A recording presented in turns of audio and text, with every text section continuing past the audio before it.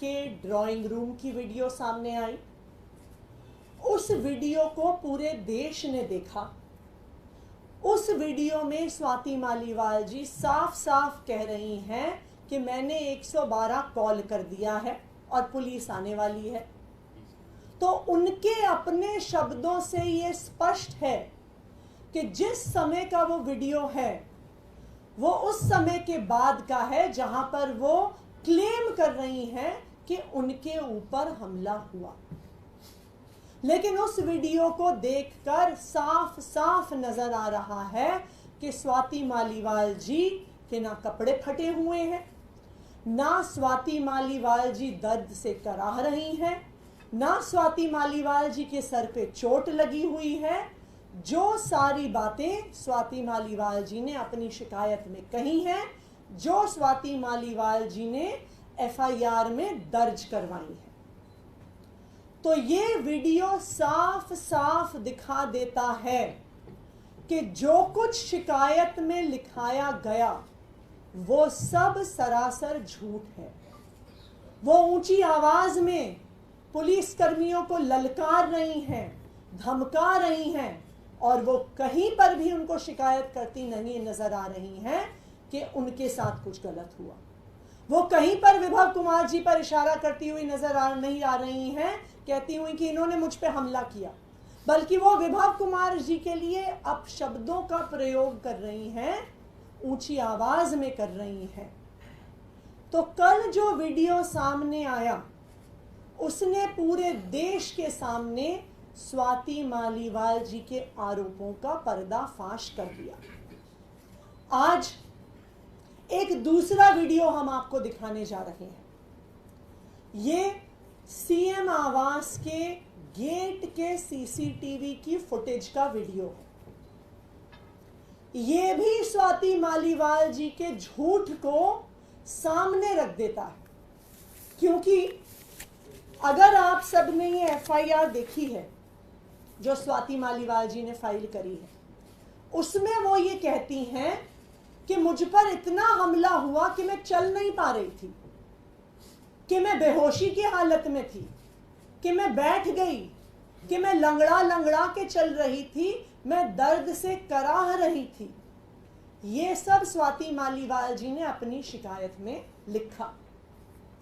लेकिन CM residence का gate का सीसीटीवी का फुटेज ये साफ साफ दिखाता है कि स्वाति मालीवाल जी आराम से, तेज स्पीड से, बिना किसी परेशानी के चल के हाई स्पीड पर बाहर जा रही हैं।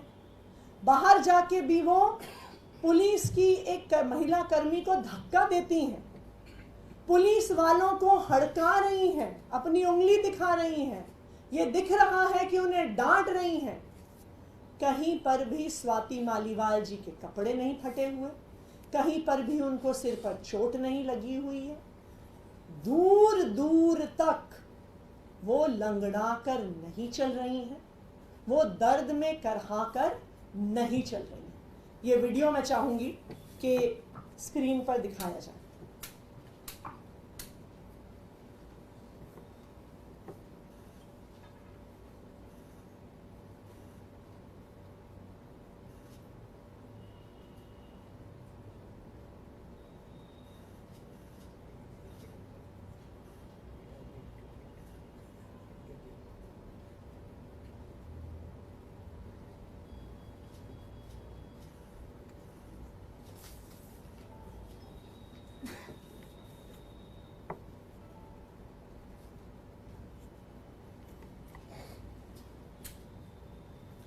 इस वीडियो को देखकर ये बिल्कुल साफ है कि जो कुछ इस एफआईआर में लिखा है, जो कुछ आरोप लगाए गए हैं कि मैं चल नहीं पा रही थी, मैं बेहोशी के हालत में थी, मैं दर्द से कराह रही थी, मैं लंगड़ा रही थी, स्वाति मालीवाल जी का वीडियो साफ कर देता है कि बिल्कुल भी इस प्रकार की उनकी स्थिति नहीं थी।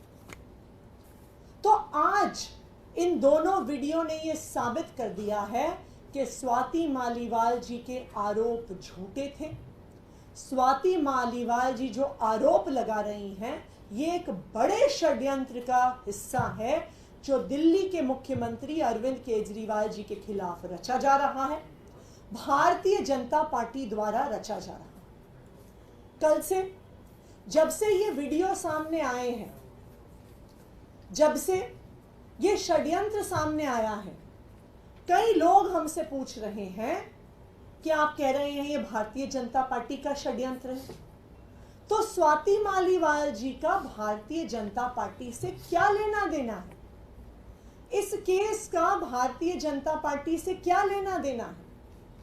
तो आज मैं इस पूरे मामले का स्वाति मालीवाल जी का और भारतीय जनता पार्टी का क्या लेना देना है, इसके तार आपस में कैसे जुड़े हुए हैं, इस तार जुड़ने का क्या प्रमाण है, मैं आपके सामने रख रही हूं। नंबर 1, आप सब जानते हैं कि ये भारतीय जनता पार्टी का फॉर्मूला है, एक स्टैंडर्ड ऑपरेटिंग प्रोसीजर है कि वो विपक्ष के नेताओं पर ईडी के केस करते हैं, सीबीआई के केस करते हैं, पुलिस के केस करते हैं, इकोनॉमिक ऑफेंसेस विंग के केस करते हैं, एंटी करप्शन ब्यूरो के केस करते हैं, और उस केस के आधार पर धमकियां देकर स्क्रू टाइट करके उन नेताओं को या तो ब्लैकमेल करते हैं या भारतीय जनता पार्टी में लेके आते हैं।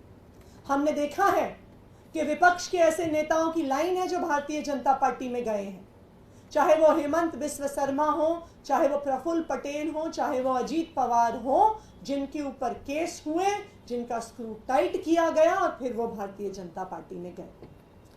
उसी तरह से स्वाति मालीवाल जी पर भी भारतीय जनता पार्टी की एंटी करप्शन ब्यूरो ने एक केस किया हुआ था। ये case Delhi commission for women में illegal recruitment of contractual employees के बारे में केस था।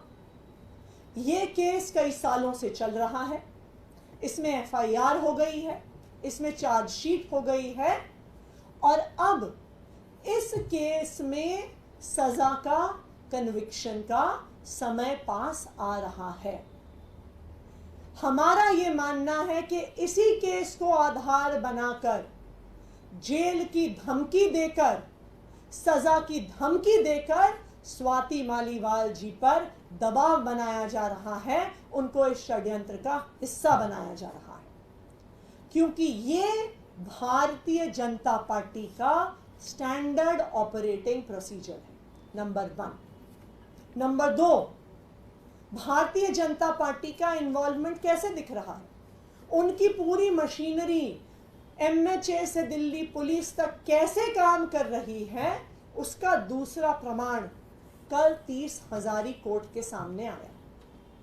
कल विभव कुमार जी ने एक एप्लीकेशन फाइल करी और कहा कि मेरे संज्ञान में आया है कि मुझे इस एफआईआर में आरोपी बनाया गया है, जो एफआईआर पिछले 2 दिन से सारे मीडिया वालों के पास है। विभव कुमार जी ने 30 हजारी कोर्ट में केस फाइल किया और कहा कि इस एफआईआर की कॉपी आधिकारिक रूप से मुझे उपलब्ध कराई जाए। कल दिन भर कोर्ट मांगता रहा, 30 हजारी के कोर्ट में केस चल रहा था, कोर्ट दिन भर दिल्ली पुलिस से मांगता रहा कि भाई एफआईआर की कॉपी दो, एफआईआर की कॉपी दो। कल शाम को थक हार कर जब एफआईआर नहीं आई तो 30 हजारी के कोर्ट ने ऑर्डर किया कि आज सुबह दिल्ली पुलिस एफआईआर की कॉपी लेके 30 हजारी कोर्ट में हाजिर हो। और